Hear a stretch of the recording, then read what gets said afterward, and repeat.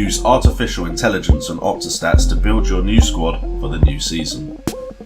Analyse the highest owned players and most popular starting squad currently entered into the FPL. Upload your squad at fantasyfootballfix.com now to improve your FPL performance. Click the link below or head over to fantasyfootballfix.com to get started. So we will get straight into some content for you guys. As you can see on the pages Fantasy Football Fix, do go and check them out. They are a partner with this channel, so we will be using their website as we go through this season. Also check out in the links in the description my Patreon page, only $1 to enter, and you get access to the Discord. And the first questions I'm going to answer on this live stream are from my Patreon users in the Discord channel. Also, Fan Team is also another thing you can check out, which will be part of the live streams. But let's get into the questions and stop faffing about all the stuff you don't really want to know about. So, before we get to the questions in the chat, we are looking at Jeff Holt, part of the Patreon. Not much has been spoken of David Silva, Sane or Mahrez. Which of these do you think will get minutes in the first 3 to 4 game weeks? Personally, Jeff, I think you are looking at the likes of David Silva getting the most minutes. I think he will be an integral part still, even though it is potentially his last season at Manchester City. Sane looks like he may have picked up a knock in the Community Shield. I've not watched it yet. I do plan on watching the Community Shield as I go to bed and tomorrow morning, so I get to get a good look at the Manchester City and Liverpool assets. And as for Mahrez, if I'm not mistaken, and we go over to Premier injuries, I think Mahrez is injured as well. So, to be honest, I think Bernardo Silva, with the injuries to the wingers and potentially Sterling playing up top, could be a good shout, although Mahrez is not anywhere in that. So, potentially Mahrez is actually available. If we go check out the actual Premier League website, Fantasy Premier League website that is, quickly go to transfers and City. Mahrez. Okay, there is no warning sign next to Mahrez. I mean, who can he play other than... So you could play Jesus out wide.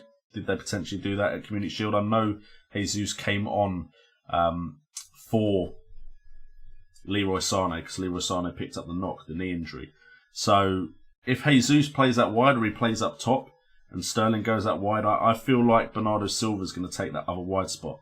There's players that seem to be in Pep's circle of trust, and Bernardo Silva seems to be one of them. So I would definitely look at Bernardo Silva. As far as the three that you mentioned, Jeff, I think David Silva probably is the one that will get the most game time there.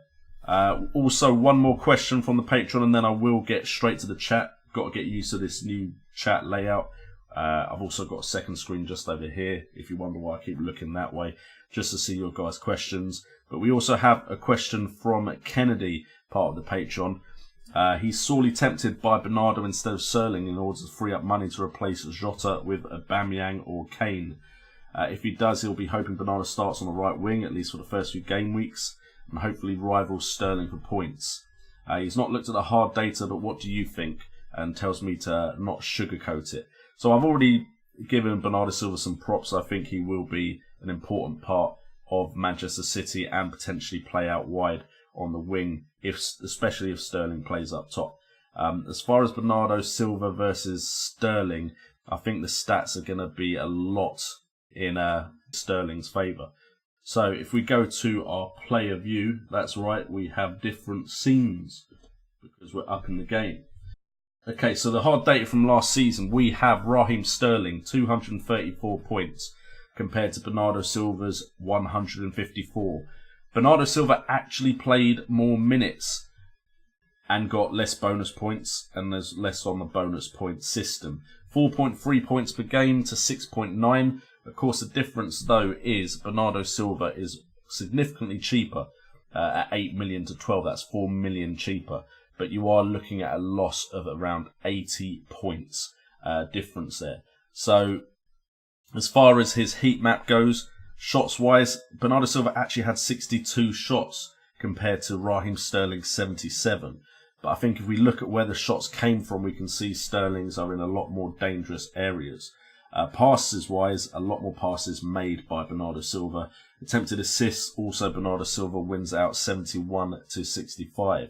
If we look at touches, we can see that touches for Bernardo Silva, mainly out on the right, so he did play a significant amount of time on the right for Man City last season, whereas Sterling is all over the place, potentially because he gets switched from different wing to wing.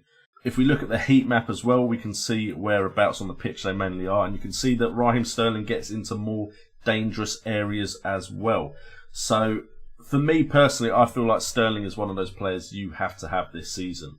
So I cannot, in good conscience, believe and say to you that Bernardo Silva can bridge the gap. It's possible for a couple of game weeks, it's possible for 4 game weeks, but I think if I had to put money on it, I would be putting money on Sterling still being significantly better a pick. And if we take the Community Shield game today, Sterling scored, and as far as I'm aware, Bernardo Silva would not have got any FPL points.